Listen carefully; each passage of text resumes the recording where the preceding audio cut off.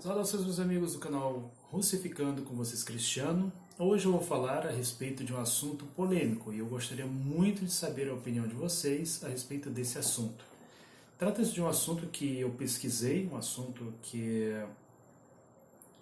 eu já tenho observado há algum tempo e observei especialmente na época em que eu morei na Rússia.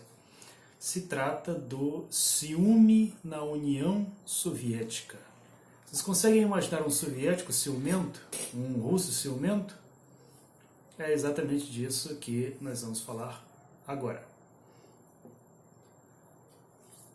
Há muito tempo atrás, um filósofo italiano chamado Niccolò Machiavelli escreveu uma obra famosíssima no mundo inteiro chamada O Príncipe.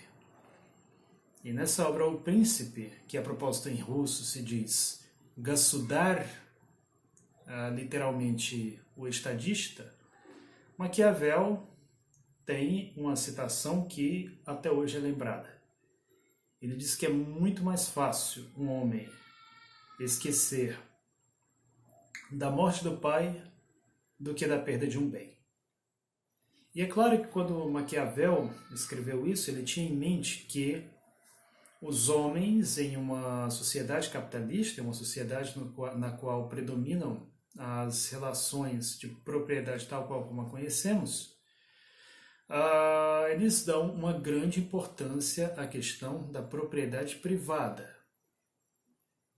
Propriedade privada, ou seja, suas terras, suas posses. E muitas pessoas, principalmente nos locais mais atrasados, ainda veem até mesmo outras pessoas, por exemplo, a esposa, exatamente como sendo uma forma de propriedade que ele pode controlar, que ele pode ditar, que ele pode dizer como vai se vestir, com quem vai se relacionar, e assim sucessivamente. Infelizmente, no Brasil, há muitas pessoas que têm esse tipo de visão. Mesmo pessoas que muitas vezes tentam se apresentar como sendo progressistas, como sendo campeões, né, do progresso, como sendo liberais e assim sucessivamente. E eu, pessoalmente, já testemunhei alguns, digamos, pequenos incidentes a respeito disso. Já figurei, digamos assim, alguns pequenos incidentes. Eu me recordo quando há muito tempo, na época que eu fazia MPOR no Exército Brasileiro, tem uma tradição muito antiga no Rio Grande do Norte, que é quando os homens vão cumprimentar as mulheres, eles dão 2 beijinhos, um do lado direito e outro do lado esquerdo. Tem locais como, por exemplo, no sul do Brasil, em que são 3, porque senão a moça não casa, se diz. Imagina que se trate de moças solteiras. Sendo que aqui no Ceará não é assim. Aqui no Ceará, por alguma razão, as pessoas simplesmente não se beijam. Né? Um homem e uma mulher não se beijam quando se conhecem. E eu, como morei durante boa parte do tempo no Rio Grande do Norte, estava por fora desse detalhe. Ocorreu que, certa vez, eu fui cumprimentar a mãe de um amigo meu, que na época fazia MPOR comigo, e eu percebi que o pai dele, né, depois ele até soltou uma citação, rapaz, está com medo de morrer? Não tem medo de morrer? Né? E depois até mesmo um sargento que foi gaúcho, ele comentou, puxa, mas que coisa, né? Um beijinho ali, cumprimentando, o que tem de mal nisso? E que eu tinha cumprimentado, né, com 2 beijinhos. E ele, né, não gostou, né, ficou, quer dizer, com ciúme. Noutra ocasião, eu lembro que na pracinha da Gentilândia, um amigo meu não foi de Russas, foi de Limoeiro do Norte, me apresentou um casal de amigos dele. E eu fui cumprimentar a moça, né, com 2 beijinhos.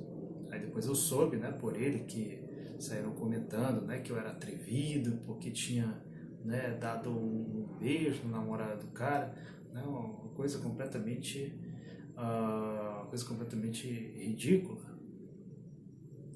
E houve um caso, aliás, né, aqui no âmbito da blogosfera, não menos interessante.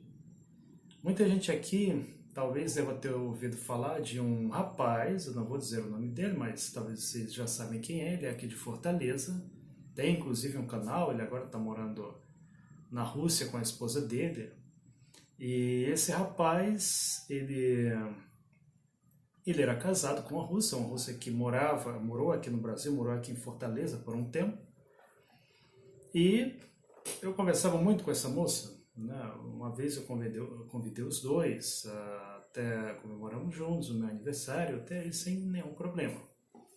Ocorreu que certa vez eu navegando na internet, pelo Instagram, uma moça escreveu para mim. Detalhe, a moça escreveu primeiro. Coisa que, aliás, é absolutamente normal. Você está vendo ali outra pessoa que fala a mesma língua que você, que tem interesse no seu país, você contata aquela pessoa.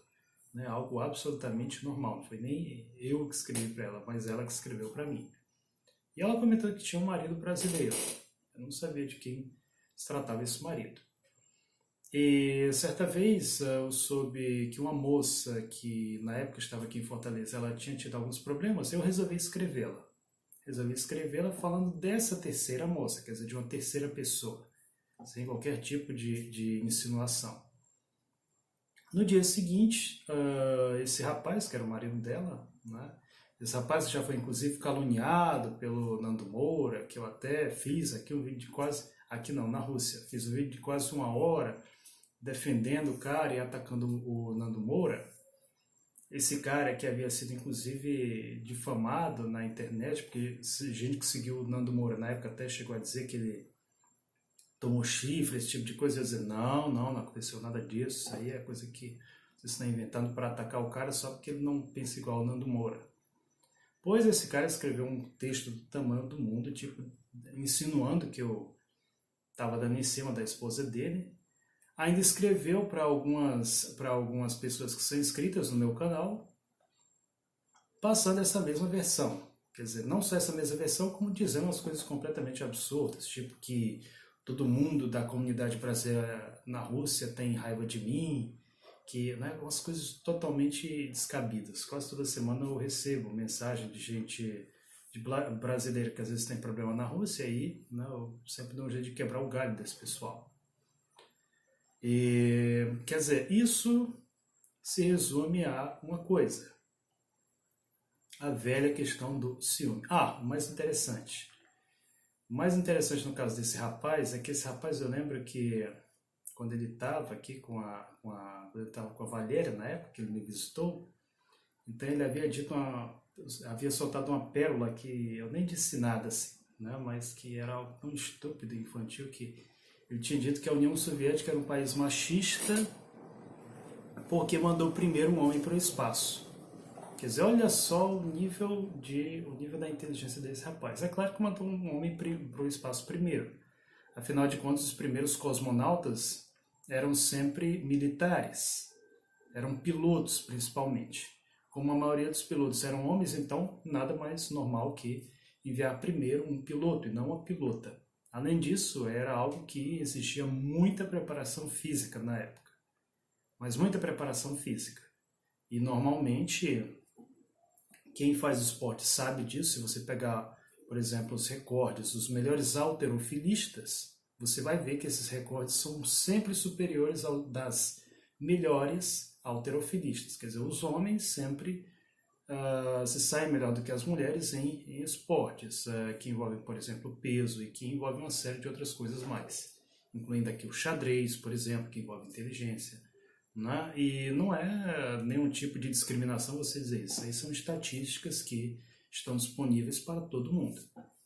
Bom, então toda essa nossa conversa aqui foi para mostrar que o brasileiro, de uma forma geral, ele é muito ciumento por qualquer coisa. Ele cria, como se diz na Rússia, uma espécie de Santa Bárbara. Só que na União Soviética era diferente e mesmo no mundo do cinema procurava se ridicularizar esse tipo de comportamento que era visto como sendo algo primitivo de povos e locais pouco desenvolvidos. Eu não estou dizendo, claro, que na Rússia e mesmo na União Soviética não tinha essa questão do ciúme, até tinha, mas geralmente em vilas, né, muito afastadas, em locais onde as pessoas, digamos, viviam um estilo de vida bastante, digamos, sem grande sofisticação. Tem um filme que praticamente todo russo já assistiu. Eu até diria, né, que todo russo já assistiu. Nem diria o praticamente, mas que todo russo. Esse filme se chama Ivan Vassilievich troca de profissão, ou Ivan Vassilievich menino profissio.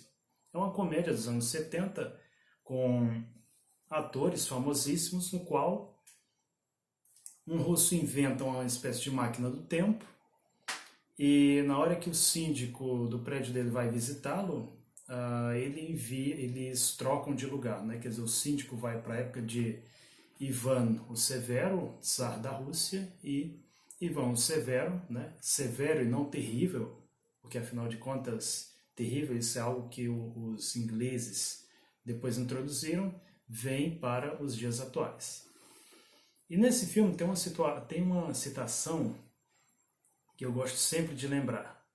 Quando a namorada, né, a esposa, no caso, do personagem principal, Shurik, ela decide se separar dele. E ela diz assim, que tolice é incitar alguém por causa de ciúme. Isso é dito no filme soviético. E a propósito, essa mesma postura é vista em muitos outros filmes soviéticos.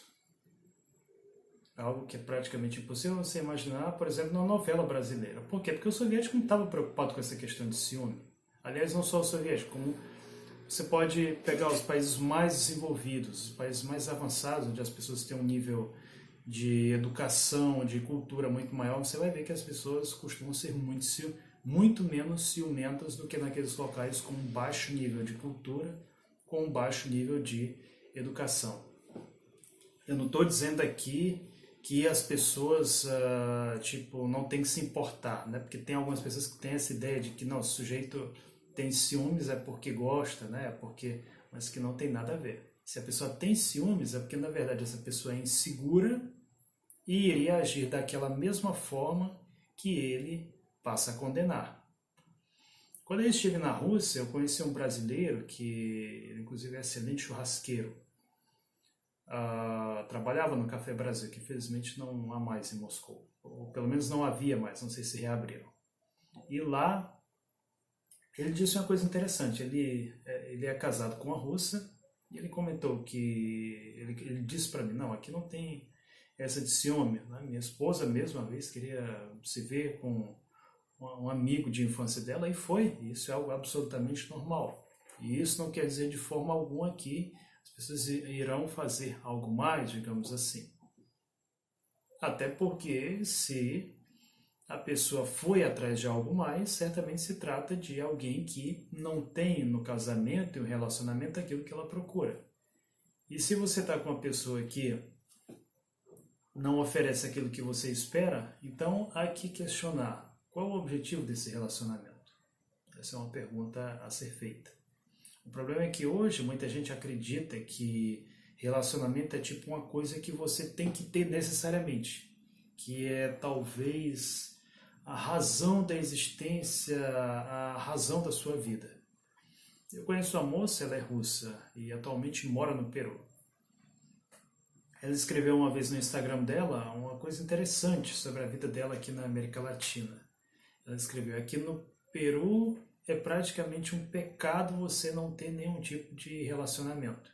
E aqui no Brasil também não é muito diferente. Aqui muitas vezes chega um garoto e já está lá logo algum adulto perguntando, não, tem namorada, tem isso. Eu mesmo achava isso muito chato quando era criança.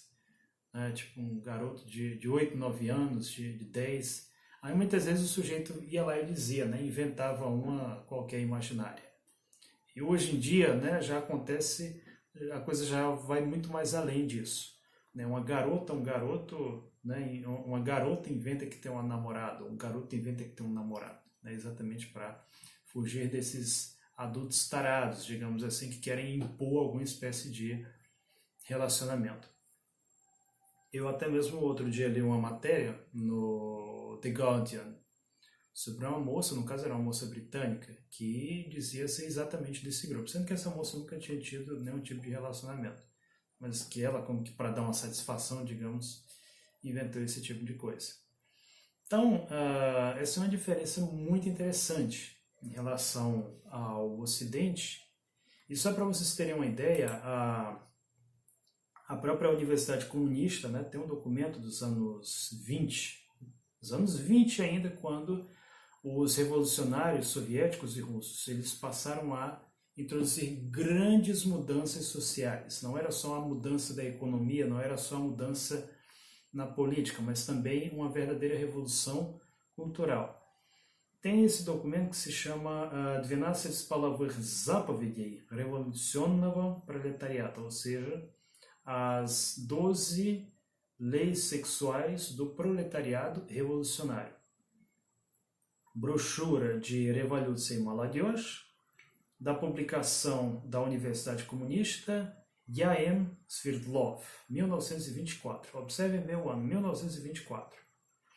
Então, um desses mandamentos, né, o 10º, mandamentos esses que a propósito tinham um caráter recomendativo, diz o seguinte: Не должно быть ревности, ou seja, não deve haver ciúmes.